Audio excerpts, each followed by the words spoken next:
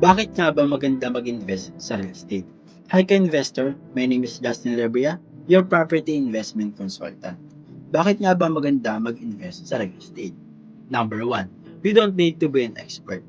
Just ask the right person or sa real estate agent. Number two, appreciate value. Alam naman natin na every year, nag-appreciate ang property.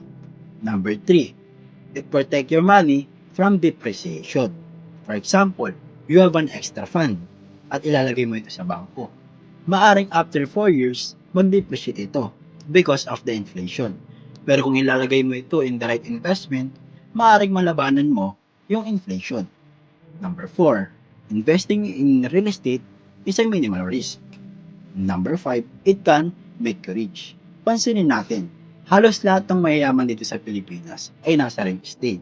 Sino-sino yan? Jamie Zumel de Ayala, Gokong Wei, Ramon Ang, Lucio Tan, at marami pang iba.